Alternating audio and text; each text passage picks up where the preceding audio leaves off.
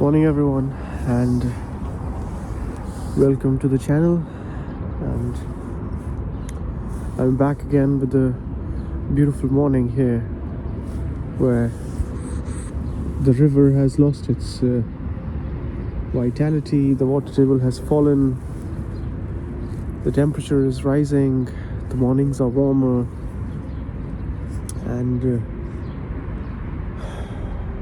we have to move on, as that's the law of life. So today I would like to discuss about a complete observation of the ego. In general, when we are living life, it's not that we are not aware of the ego, but we are only aware of few parts of it. We are only aware of it partially in the sense we are mostly aware of its effects. When we become sad, happy, we become anxious, angry, fearful, we are aware of all these. But the other aspect of it, which is the contributor, the creator of all of this, that is what we are generally not aware of. Okay? So, to put it simply, when we live our daily life, we are mostly aware of the effects of the ego. But the one thing we are not aware of is the ego itself, the observer itself. That is left out of the observation because generally it's considered that it is observing everything else. So, as it is the controller, as it is the observer of everything else, we feel there is no need to observe even the observer. And that's why the observation is not complete. The observation leaves out the observer and just stays with the things it's observing and the effects of that observation. And that is that is how we generally live our life. Now, what happens when you leave out the observer is that the observer feels one with yourself. Okay? Even though in one sense the observer is yourself, you are the observer, you are the ego, but in another deeper sense, you could be potentially separate from the ego or the self as well. But that only happens when there is a complete observation. If you don't observe completely, then whatever is left out of the observation will become an independent reality. And as that thing which is left out of the observation becomes an independent reality, it feels like it has its own separate existence, which is separate from the nature, which is separate from the universe and everything. And that is the essence of how divisions are made in the human mind. Why the human mind is so divisive?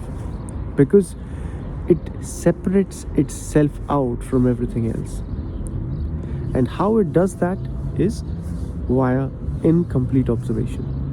The mind intentionally doesn't observe the observer.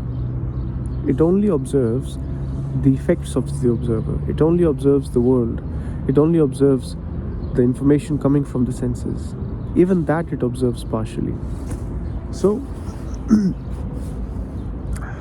to have a complete observation means to bring even the observer in the field of observation. Okay? So, in that sense, whatever you are observing, you are aware of that. But at the same time, you are also aware of the observer observing the object. I hope it's not getting fishy. Let's put it down slowly.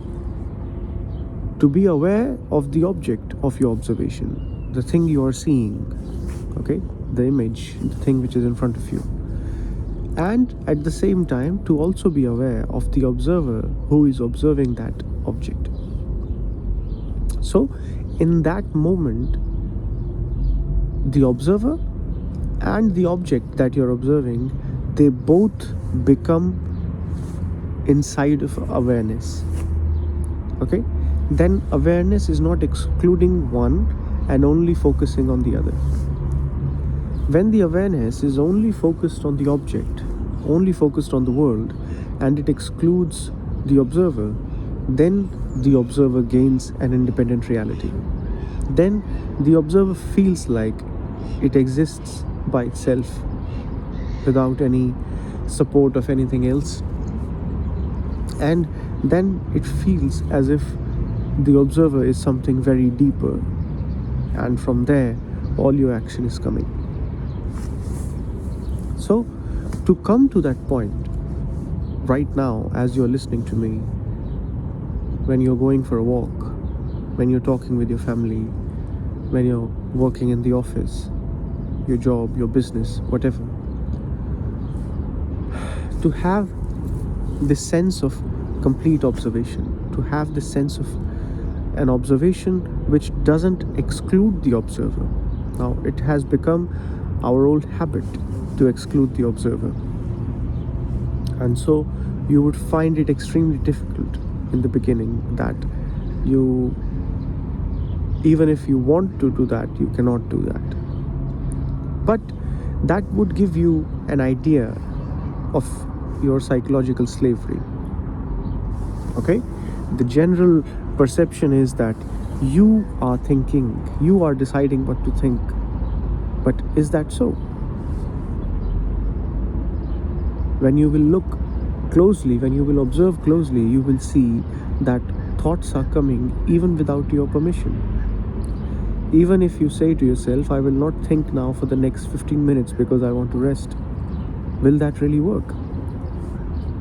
So thoughts are coming without your permission. The emotions don't ask you before coming, they just come. So psychologically, it's an illusion that you are in control. Actually, things are just happening, and you just have to face the consequence of those happenings. So to bring things in the light of awareness is the beginning of understanding. As long as your observer is outside the field of your awareness, you would never learn about the observer. You would end up learning about the observer through the observer, which is no learning at all. Because the observer will never point fingers at itself. It will only find other people, other things as problems, as the things because of which it has sadness, it has pain in the life. So include the observer in your observation. Don't leave the observer out. And then you will see that that very complete observation invites something new, invites something else, which is a bit beyond the field of the observer, of the ego. What it is and how it is, I would not describe it. Okay? But that complete perception, that complete observation of the self opens the doors of a sense of freedom from the self. Okay?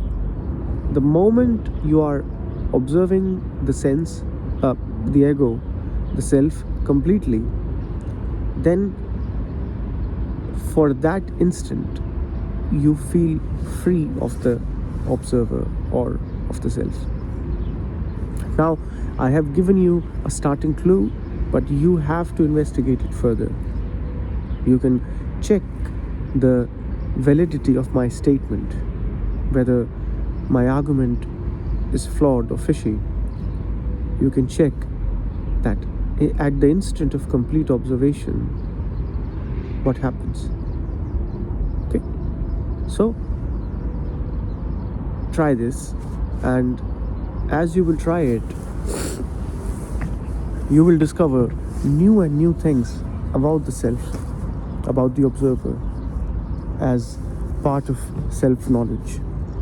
Okay, so don't forget to exclude the observer. Always include the observer in the observation. Okay, it will be very difficult in the beginning, but with slow steps you can. It would come. It would all depend on how intensely you really want to ask that question, how intensely you really want to investigate that question, that what happens when observer is also part of awareness, when observer is also the part of observation. Then what happens? If you really ask that question intensely, you will be able to execute it very easily. But if you ask it with a partial interest, with a it's a Sunday, let's try it for 2 minutes and this, and then we don't know. Then we might even never know. But if you really want to investigate it, if you really want to touch it, then you have to, and I hope you will. So if you have any questions, please write to me in the comments, and have a beautiful Sunday.